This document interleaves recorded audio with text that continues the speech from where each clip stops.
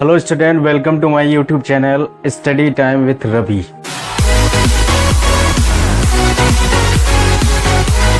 तो रविकांत पाल आपके लिए एक टॉपिक लेके आए हैं क्लास 10 के फिजिक्स का लेंस किसे कहते हैं, आइए जानते हैं।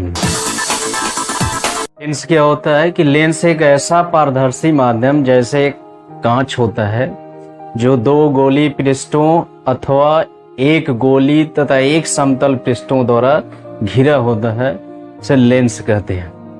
लेंस इस तरह से जब दो गोली पृष्ठ द्वारा काटते हैं या दो गोली पृष्ठों द्वारा बना होता है तो लेंस मुख्यतः दो प्रकार के होते हैं, उत्तल लेंस तथा अवतल lens, convex lens and concave lens.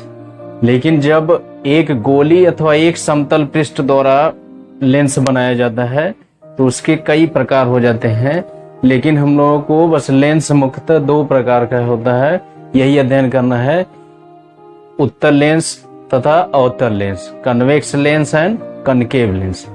तो आइए जानते हैं हम लोग उत्तल लेंस और अवतल लेंस क्या होता है और उसको किस तरह से बनाया जाता है, उसकी क्या विशेषता होती है या उसके क्या क्या गुण होते हैं।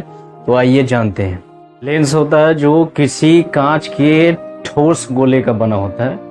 कोई भी कांच पदार्थ है उसका ठोस गोला ले लेंगे, यानी उसके अंदर भी मटेरियल रहेगा, तो उस ठोस गोले को दो गोली पृष्ठों द्वारा काटते हैं। और काटने का तरीका देखिए अलग होता है कि मान लीजिए कि कोई ठोस गोला है, उसका एक पृष्ठ इस तरह से काट दिए, इस तरह से काट दिए, एक पृष्ठ इस तरह से काट दिए, दूसरा पृष्ठ इस तरह से काट दिए, तो जो ठोस गोला होगा कांच का, उसका भाग इतना भाग बचा रहे, तो यही जो भाग बचा रहेगा उसी को लेंस कहेंगे। और ये जो लेंस होता है उत्तल लेंस होता है, कन्वेक्स लेंस होता है। फिर इसके बाद उसी गोली पृष्ठों को काटने का तरीका इस तरह से ले लेंगे, बाहर से गोली पृष्ठ एक पृष्ठ इस तरह से काटेंगे, दूसरा इस तरह से, तो इसके बीच में जो भाग बचेगा ये एक लेंस बन जाता है अवतल लेंस, इसको इंग्लिश में बोलते हैं कनकेव लेंस। अब ये जो लेंस होता है, कोई भी ठोस गोला कांच का होता है उसको दो गोली पृष्ठों द्वारा काट देते हैं, तो जो शेष भाग बचता है उसी को लेंस कहते हैं। तो इस तरह से जो लेंस होता है वह दो प्रकार का होता है, उत्तल लेंस और अवतल लेंस। तो हम लोग देख सकते हैं कि जो उत्तल लेंस होता है वह किनारे पर पतले होते हैं और बीच में मोटे होते हैं, और जो अवतल लेंस होता है बीच में पतला होता है और किनारे पर चौड़ा होता है या मोटा होता है। अब इसके बाद आता है कि ये जो दो गोली पृष्ठ द्वारा बने रहते हैं या काटे जाते हैं, तो उनकी जो केंद्र होता है उसको वक्रता केंद्र कहते हैं। जैसे ये जो पृष्ठ है, इसका जो ये पृष्ठ है, ये वाला पृष्ठ, इसका जो केंद्र होगा इधर ले सकते हैं, और ये वाला जो पृष्ठ है उसका केंद्र यहाँ पर है। तो इन दोनों केंद्रों को जो मिलाने वाली रेखा है इसको मुख्य अक्ष कहते हैं, इसको मुख्य अक्ष कहते हैं, प्रिंसिपल एक्सिस बोलते हैं इंग्लिश में।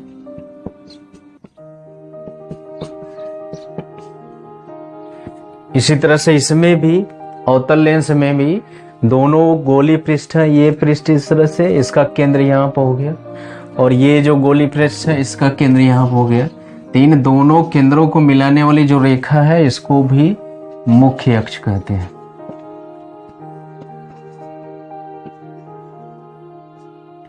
प्रिंसिपल एक्सिस बोलते हैं।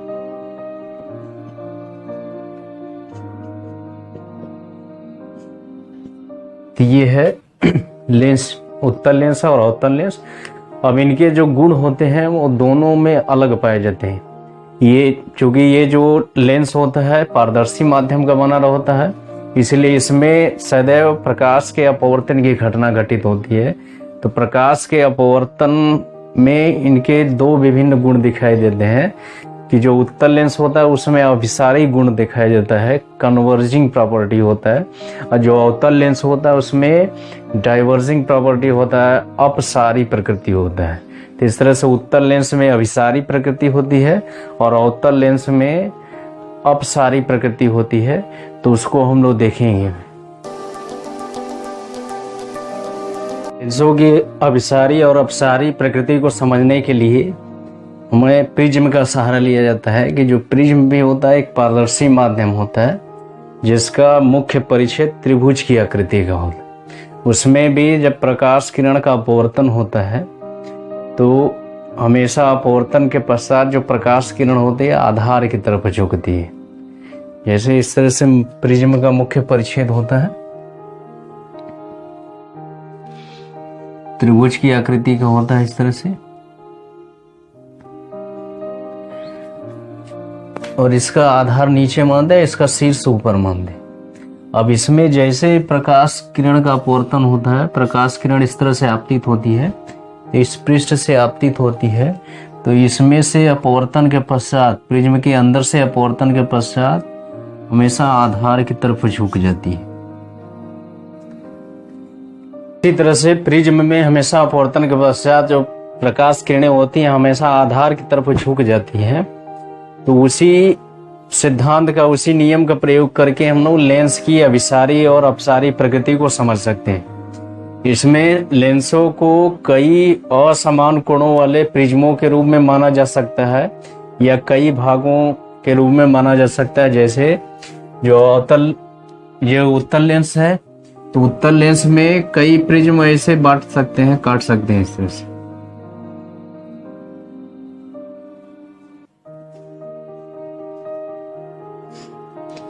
अब ये जो होगा प्रिज्म के सदृश होगा, इसका शीर्ष ऊपर आधार नीचे, और ये वाला जो प्रिज्म होगा अब इसका शीर्ष ऊपर मानेंगे आधार नीचे मानेंगे क्योंकि नीचे की चौड़ाई ज्यादा है। फिर ये प्रिज्म इसका भी शीर्ष ऊपर आधार नीचे। अब ये जो प्रिज्म है इसका शीर्ष नीचे हो जाए क्योंकि ये चौड़ाई कम है, और ये जो ऊपर वाला होगा इसका आधार हो जाए। फिर इसको देखेंगे तो ये भी त्रिभुज की तरह दिख रहा है, इसका शीर्ष ये हो जाएगा और आधार ये हो जाएगा। फिर इस वाले भी प्रिज्म में देखेंगे शीर्ष ये हो जाएगा, आधार ये हो जाएगा। तो इसमें जब प्रकाश किरण लेंस के मुख्य अक्ष के समांतर किरणें ऐसे आपतित होती हैं, तो जो मुख्य अक्ष होता है वो बताया गया कि दोनों गोली पृष्ठों के वक्रता केंद्र को मिलाने वाली जो रेखा होती है उसे को मुख्य अक्ष कहते हैं। तो मान लीजिए ये मुख्य अक्ष है। अब यहाँ मुख्य अक्ष के समांतर चलने वाली प्रकाश किरणें, अब इसके समांतर चलेंगी तो एक किरण ये ले लिए और दूसरी किरण ये ले लिए और दो किरणें नीचे ले लिए।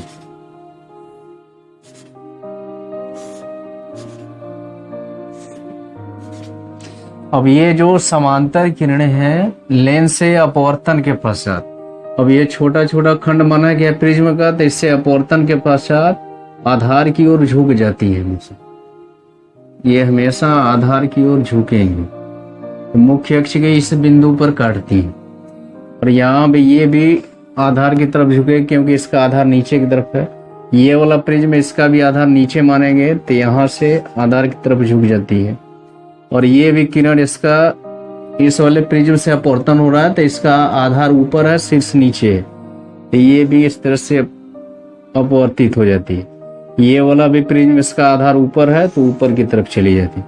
ये वाला प्रिज्म है इसका भी आधार ऊपर की तरफ है, ऊपर की तरफ चली जाती। तो सभी किरणें एक ही बिंदु पर काटती है या मिलती है, तो यही कहा जाता है कि प्रकाश किरणें इस तरह समांतर हो जा रही हैं और अपवर्तन के पश्चात किसी एक ही बिंदु पर मिल रही हैं। इसी को बोलते हैं अभिसारी गुण, कन्वर्जिंग नेचर या अभिसारी प्रकृति बोला जाता है। ये जो उत्तल लेंस होता है इसमें इसकी जो प्रकृति होती है अभिसारी होता है या कन्वर्जिंग नेचर का होता है। इसी तरह से इसमें सीखेंगे अवतल लेंस में, तो अवतल लेंसों को भी कई छोटे छोटे और समान कोणों वाले प्रिज्मों में विभाजित किया जा सकता है या उससे बना हुआ माना जा सकता है।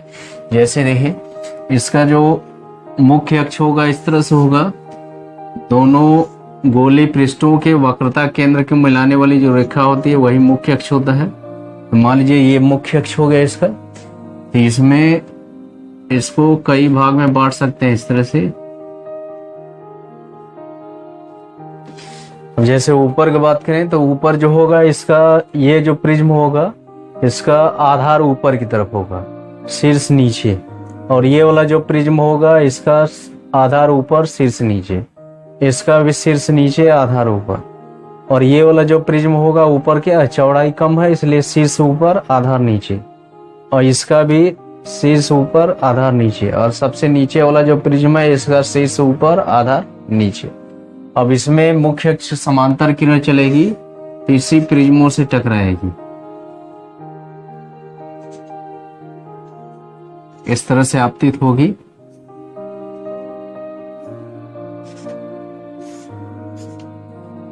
ये सब मुख्य अक्ष समांतर है, तो इसमें जो प्रिज्म है इसका आधार ऊपर की तरफ है, इसीलिए ये किरणें क्या होती हैं कि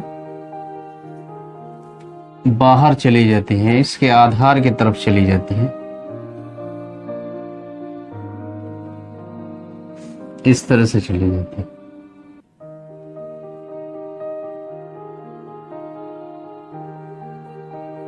इस किरण को थोड़ा नीचे ले लेंगे इस तरह से, ये बाहर की तरफ चली जाती है। इसको जब पीछे मिलाएंगे तो किसी एक बिंदु से आती हुई प्रतीत होती है, इस तरह से।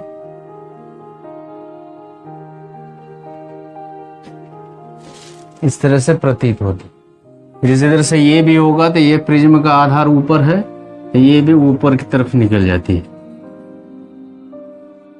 आधार की तरफ झुक जाती है। इसमें भी इसी तरह से होगा, आधार की तरफ चली जाए। और इसमें भी अपवर्तन के पश्चात वही होगा, इसका शीर्ष माने है आधार नीचे, नीचे की तरफ चली जाएंगे। इसको भी मिलाएंगे, ये आधार की तरफ चली जाएंगे। यहां से इस रेखा को, इस किरण को भी मिलाएंगे, आधार की तरफ झुक जाएंगे। इसमें देखा जाता है कि ये जो प्रकाश किरणें हैं मुख्य अक्ष समांतर चल रही हैं, लेकिन अपवर्तन के पश्चात जो लेंस में उपस्थित और समान कोण वाले प्रिज्म है उससे अपवर्तन के पश्चात सदैव उसके आधार की तरफ झुक जाती हैं, इसलिए ये फैल जाती है इस तरह से। और उसको मिलाते हैं तो ऐसा प्रतीत होता है किसी एक बिंदु से आती हुई प्रतीत हो रही है। तो इस तरह से प्रकाश किरणों को फैलाना ही क्या गलत है, अपसारी गलत है। तो उत्तल लेंस में अपसारी गुण पाया जाता है, उत्तल लेंस में अभिसारी गुण पाया जाता है। तो यही है converging and diverging nature of lens, लेंसों की अभिसारी और अपसारी प्रकृति। तो इस तरह से हम लोग ये अपसारी और अपसारी प्रकृति में हो गया कि उत्तल लेंस के मुख्य अक्ष समांतर प्रकाश के चलने वाली किरणें अपवर्तन के पश्चात मुख्य अक्ष के किसी एक बिंदु पर केंद्रित हो जाती है, सभी की सभी मिल जाती हैं। और अवतल लेंस में मुख्य अक्ष से समांतर चलने वाली प्रकाश किरणें अपवर्तन के पश्चात मुख्य अक्ष से दूर फैल जाती हैं, दोनों दिशाओं में फैल जाती हैं। और जब उसको पीछे मिलाते हैं तो किसी एक बिंदु से निकलती हुई प्रतीत होती है। तो ये गुण था लेंसों की अभिसारी और अपसारी प्रकृति। अब इसके बाद आगे हम लोग सीखेंगे लेंसों से संबंधित परिभाषाएं, definitions related to the lens. हम डेफिनेशंस रिलेटेड विथ लेंस, लेंसों से संबंधित कुछ परिभाषाएं। तो उस परिभाषा में पहला आता है प्रकाशिक केंद्र, ऑप्टिकल सेंटर। अब ऑप्टिकल सेंटर क्या होता है, किसी भी लेंस के अंदर उसके मुख्य अक्ष पर स्थित वह बिंदु जिससे प्रकाश किरण गुजरने पर बिना विचलित हुए सीधी निकल जाती है, उस बिंदु को उसका प्रकाशिक केंद्र कहते हैं, ऑप्टिकल सेंटर कहते हैं। जैसे ये लेंस है, इसका ये मुख्य अक्ष है और इसके अंदर ये बिंदु सी है। इन दोनों लेंसों को किनारे पर मिलाने वाला जो मुख्य अक्ष पर काटने वाला बिंदु होता है उसी को उसका मध्य बिंदु कहते हैं। तो इससे चलने वाली प्रकाश किरणें सीधी चली जाती है, इसके मार्ग में कोई विचलन नहीं आता। इसी तरह से ये भी लेंस का मध्य बिंदु है और मुख्य अक्ष से होके गुजर रहा है, तो ये प्रकाशिक केंद्र है। इससे निकलने वाली प्रकाश किरणें बिना विचलित हुए सीधी अपवर्तित हो जाती है। तो ये जो होता है, जब लेंस पतला होता है तो लेंस के का मध्य बिंदु और मुख्य अक्ष पर स्थित वही बिंदु उसका प्रकाशिक केंद्र कहलाता है। जब लेंस के दोनों तलों की वक्रता त्रिज्या बराबर हो तो लेंस का जो मध्य बिंदु होता है वही उसका प्रकाशिक केंद्र कहलाता है।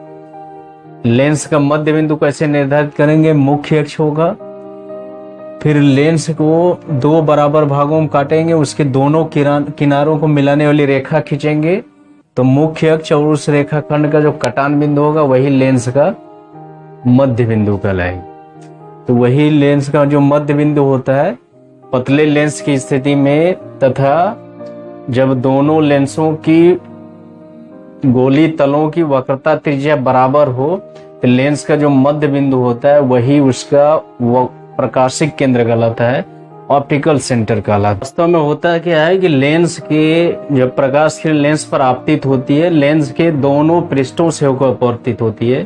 तो अपवर्तन के नियम के अनुसार जो आपतित किरण होती है और निर्गत किरण होती है, दोनों पृष्ठों से अपवर्तन के पश्चात जो किरण निकलती है, तो आपतित किरण और निर्गत किरण एक दूसरे के समांतर होते हुए विस्थापित हो जाती है, थोड़ा सा विस्थापित हो जाती है। तो ये मोटे लेंसों में ऐसा देखा जाता है, और जैसे लेंस को पतला करते हैं उनके बीच की दूरी घटती जाती है। देखिए कैसे घटती है। जैसे मान लीजिए ये मोटा लेंस है, इसका प्रकाशिक केंद्र CA ले लिए। अब इसमें मान लीजिए कि ये प्रकाश किरण इस तरह से सीधे आ रही है, इसकी तरफ C की तरफ जा रही है, प्रकाशिक केंद्र की तरफ। तो अपवर्तन के पश्चात जब इस पृष्ठ पर पड़ेगी तो विरल से सघन यानी कांच में प्रवेश करेगी तो इसके मार्ग में विचलन होगा। थोड़ा सा ये जो मार्ग होगा इसका टेढ़ा हो जाएगा, इस दिशा में चली जाएगी, थोड़ा सा झुक जाएगी, और इसके अंदर कांच के अंदर ये सीधी रेखा में चलेगी क्योंकि समांग माध्यम है। फिर इसके बाद सघन से विरल में प्रवेश करती है, तब भी इसके मार्ग में विचलन होगा, तो इस तरह से अपवर्तित हो जाती है। तो ये निर्गत किरण कहलाता है, ये आपतित किरण कहलाता है। जब इस आपतित किरण को आगे बढ़ाते हैं तब देखिए उसकी दिशा इस तरह से आती है। आपतित किरण को आगे बढ़ाएंगे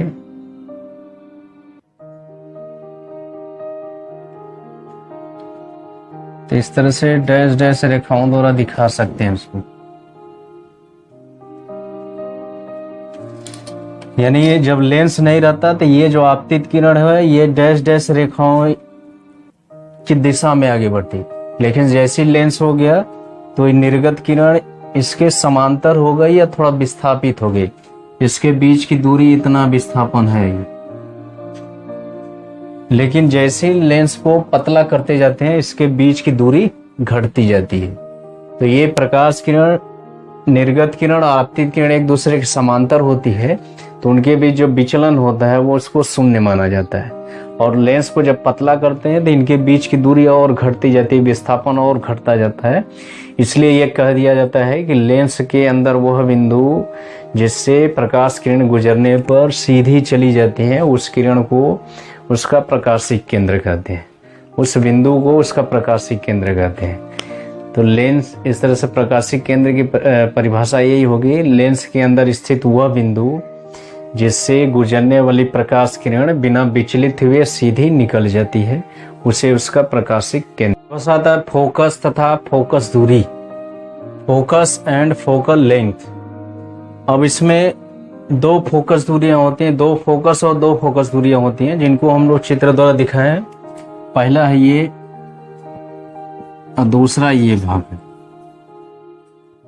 पहले भाग में बताया गया है कि ये उत्तल लेंस है, ये अवतल लेंस है। उत्तल लेंस के मुख्य अक्ष पर स्थित कोई ऐसा बिंदु जिससे चलने वाली प्रकाश किरणें अपवर्तन के पश्चात मुख्य अक्ष के समांतर हो जाती हैं, तो उस बिंदु को बोलते हैं, उसका फोकस बोलते हैं। और वो भी प्रथम फोकस कहते हैं, F डैश से दिखाते हैं इसको। तो प्रकाशिक केंद्र और प्रथम फोकस F डैश के बीच की जो दूरी है उसी को फोकस दूरी कहते हैं। इसको F डैश से प्रदर्शित करते हैं, स्मॉल F डैश से। इतनी दूरी प्रथम फोकस दूरी हो। इसमें भी उसी तरह से कर सकते हैं कि अवतल लेंस के मुख्य अक्ष पर स्थित ऐसा बिंदु जिसकी ओर जाने वाली प्रकाश किरणें अपवर्तन के पश्चात मुख्य अक्ष के समांतर हो जाती है। ये दिखाएंगे इस तरह से, ये मुख्य अक्ष के समांतर हो जाती है, तो उस बिंदु को उसका प्रथम फोकस कहते हैं, एफ डैश से प्रदर्शित करते हैं। तो यहाँ प्रथम फोकस और प्रकाशिक केंद्र के बीच की दूरी को उसका प्रथम फोकस दूरी एफ डैश कहते हैं। अब इसके बाद दूसरा द्वितीय फोकस आते हैं, तो इसमें होता है कि लेंस के मुख्य अक्ष के समांतर चलने वाली प्रकाश किरणें लेंस से अपवर्तन के पश्चात मुख्य अक्ष के जिस बिंदु पर मिलती हैं उसी को उसका द्वितीय फोकस कहते हैं। और द्वितीय फोकस और प्रकाशिक केंद्र के बीच की दूरी को द्वितीय फोकस दूरी एफ कहते हैं। इतना दूरी प्रदर्शित किया गया। इसी तरह से अवतल लेंस में भी मुख्य अक्ष के समांतर चलने वाली प्रकाश किरणें अपवर्तन के पश्चात किसी बिंदु से मुख्य अक्ष पर स्थित किसी निश्चित बिंदु से निकलती हुई आती हुई प्रतीत होती है, तो उस बिंदु को उसका द्वितीय फोकस कहते हैं। इसको एफ से प्रदर्शित करते हैं। द्वितीय फोकस और प्रकाशिक केंद्र के बीच की दूरी को उसका फोकस दूरी एफ कहते हैं। इस तरह से फोकस और फोकस दूरी हो गया। अब जो फोकस है, दो फोकस है, प्रथम फोकस और द्वितीय फोकस। तो जो द्वितीय फोकस है उसी को मुख्य फोकस माना जाता है, और जो फोकस दूरी होता है वो द्वितीय फोकस दूरी को ही माना जाता है। अब इसमें आता है कि दोनों की परिभाषा एक साथ बोल सकते हैं। फोकस का प्रथम फोकस कर सकते हैं कि लेंस के मुख्य अक्ष पर स्थित वह बिंदु जिससे चलने वाली या जिसकी ओर जाने वाली प्रकाश किरणें अपवर्तन के पश्चात मुख्य अक्ष के समांतर हो जाती हैं, तो उस बिंदु को उसका प्रथम फोकस कहते हैं। अब इसी तरह द्वितीय फोकस को परिभाषित कर सकते हैं कि लेंस के मुख्य अक्ष के समांतर चलने वाली प्रकाश किरणें लेंस से अपवर्तन के पश्चात मुख्य अक्ष के किसी बिंदु पर वास्तव में मिलती है या उस बिंदु से निकलती हुई या आती हुई प्रतीत होती है, तो उस बिंदु को उसका द्वितीय फोकस कहते हैं। इसको एफ से प्रदर्शित करते हैं। जब लेंस के दोनों तरफ माध्यम एक ही हो तो प्रथम फोकस दूरी और द्वितीय फोकस दूरी दोनों का मान बराबर होता है, बस चिन्ह अलग अलग होता है। एक चिन्ह बाएं तरफ की फोकस दूरी धनात्मक यानी प्रथम फोकस दूरी धनात्मक, द्वितीय फोकस दूरी ऋणात्मक, इसके लिए लेंगे। तो दोनों लेंस के लिए देखा जाए तो प्रथम फोकस दूरी द्वितीय फोकस दूरी के बराबर होता है, लेकिन चिन्ह विपरीत होता है, माइनस दिखा देते हैं। तो ये है दूसरी परिभाषा फोकस तथा फोकस दूरी। तो फोकस दूरी किसे कहेंगे? प्रकाशिक केंद्र और फोकस के बीच की दूरी को फोकस दूरी कहते हैं। इसको स्मॉल एफ से प्रदर्शित करते हैं।